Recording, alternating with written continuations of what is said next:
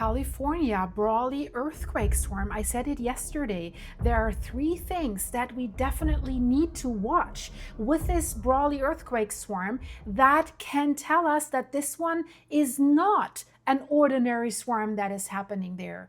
So is Shizzy hitting the fizzy in Southern California in an area that is highly of interest and dangerous because the Brawley earthquake swarm is happening in an area that is a weak spot, so to speak, that connects the San Andreas Fault with the Imperial Fault. So first, I said yesterday, we need to watch out. Is this swarm growing? Yes, it has exploded. And then I said, do the magnitudes of the earthquakes get larger? So yesterday, the maximum magnitude was 4.5. Now, today, 4.7. So, and third, I said, does the activity start moving closer towards the Salton Sea and the southern San Andreas Fault? Because scientists tell us the San Andreas Fault is overdue, and it is especially locked and loaded on its southern end where the Salton Sea is. So what is going on, guys? Everyone, hello, my dear volcanic and earthquake freaks. Well, I have to tell you, out of these three things, now we already have two of those warning signs. The swarm has not faded, it has exploded in numbers and in magnitude. We're dealing with roughly 400 earthquakes in less than 48 hours, and this is a major update. So the USGS map that you're watching behind me is now showing these almost 400 earthquakes in this area in less than 48 hours. Strongest quake has now jumped to 4.7, only about 3 kilometers, that's roughly 2 miles west southwest of Brawley in California. Major update, because yesterday it still looked like a classic Brawley swarm, active, concerning, but still mostly smaller quakes. But after I uploaded my video, we had several magnitude 3 up to medium magnitude 3, and now also several magnitude 4. So not only one higher, there was a cluster of higher earthquakes coming. So now, okay, the numbers are growing, magnitudes are climbing, and this is happening inside one of the most important fault transfer zones in Southern California. Brawley, this is what you see here. That settled area basically sits inside the Brawley Seismic Zone between the Imperial Fault to the south and the southern San Andreas Fault near the Salton Sea. So when this area starts producing hundreds of earthquakes and then starts throwing out stronger, like magnitude 4 plus range events, it definitely deserves attention.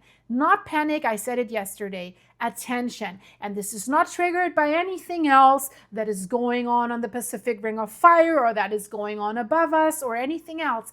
This has a reason that is buried underneath this area. So attention, I said, because this is exactly the type of pattern that we yesterday agreed on that we would watch out for. So the swarm is happening south of the Salton Sea in Imperial County. That's what the area is called, inside a zone where the plate boundary is not one clean crack like the San Andreas Fault. The San Andreas Fault comes down from the north. The Imperial Fault continues south towards Mexico. And then between them, the crust breaks into this messy zone of lots of smaller faults. So all the red lines, all the tiny red lines, the fissures that you see on the USGS map, these are fault lines. But also we have geothermal heat stretching and repeated earthquake swarms. So that's why that Brawley area is so different. So if this were one small, like magnitude 3 range, magnitude 2 range swarm, like in the middle of nowhere, it would not be the same story. But this is Brawley. This is the transfer zone. This is where the motion from the Pacific plate and the North American plate is basically being passed through a broken fault network. And now that network, we have to say, it's lighting up. So a swarm close to 400 earthquakes on the map area, and the strongest event now with 4.7. That means the swarm is not just continuing, it is evolving. This is how we have to call it. And that brings, of course, the question that everyone is asking: could this trigger the San Andreas Fault? Could this be a trigger? I'm giving you a careful answer here. The careful answer is yes, it is possible. But still, I would say it is not the most likely outcome right now. If we have an earthquake swarm in Brawley, and we have many earthquake swarms in Brawley, I showed you that graphic here, that does not automatically mean the big one is starting, but earthquakes can change the stress underground. And since we have so many fault lines there, a soft broken area, one little fault can trigger the next one and the next one and next one. And especially if we have a fault that is close to rupture, and we're being told in the Southern California area, Salton Sea area, the San Andreas Fault is the most locked and loaded. This is the most likely spot where the San Andreas Fault could rupture next. Of course, we have to look at this, right? San Andreas Fault is one of the most watched fault sections in California and also the world, because it has not had a major rupture in more than 300 years. This is why location matters so much here. And the concern is not only magnitude 4.7 in this Brawley swarm. The concern is that it's happening inside that specific fault transfer zone between that Imperial Fault system and the Southern San Andreas system. Now, the next thing to watch out is whether the swarm stays near Brawley or starts migrating north. I don't want it to migrate north. That would not be good, right? If it stays clustered around Brawley, this may remain a classic Brawley Seismic Zone swarm that can still be strong, that can still produce earthquakes that are being felt. And this region has produced larger swarm events before. But if the activity starts moving closer towards the Salton Sea, Bombay Beach, or the Southern San Andreas, that would be a much bigger signal, right? And the second thing that we also still have to watch out, in addition, whether we get magnitude 5 or larger. Magnitude 4.7 is already strong enough to change the tone of this swarm. But if we have magnitude 5 or higher, that would mean definitely that this swarm has stepped into another level of energy release. This is what's happening there. Energy is released. Of course, this still would not guarantee a major earthquake, but it would make the situation even more serious. And of course, what we also still need to watch out for, nearby fault systems. Do they begin to respond? Are they triggered by this, right?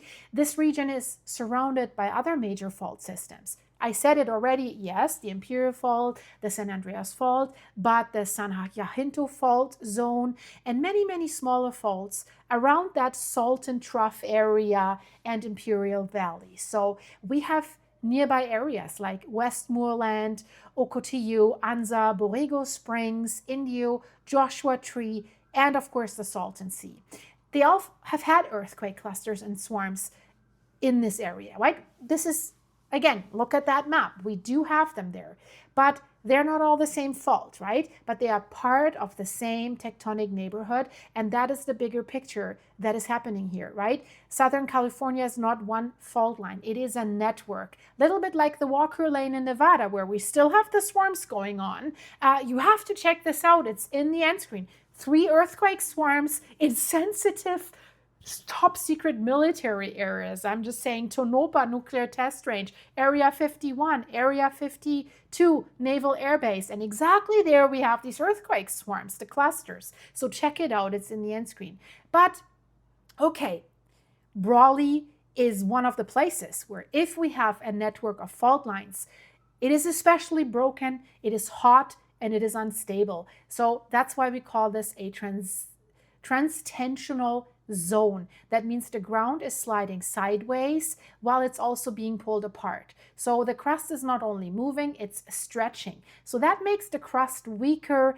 That that's why it creates that space for the fault strands. And that's why it allows geothermal fluids and heat to interact with the fault system, right? So this helps to explain why Brawley can produce earthquake swarms instead of like one clean main shock and aftershock sequence. So the update that I'm giving you right now is very clear. Yesterday, the warning signs were something to watch. Today, some of them are already happening. Swarm is larger, magnitudes are higher. Strongest 4.7 so far near Brawley. So we will have to watch out for the direction of the movement and especially higher magnitudes. I will keep you updated about all of that, guys. Check out the videos in the end screen. If you want to support the channel, fill me up with coffee. I have a Buy Me a Coffee site. Link is in the description. Click the join button for behind the scene videos of my private life, what is going on, and you can support the channel with that. And thank you for your generous supers that you're giving me and for commenting, for liking, and for hyping. I hope to see you soon. Stay safe, and hey, let's meet here in a second. Bye-bye.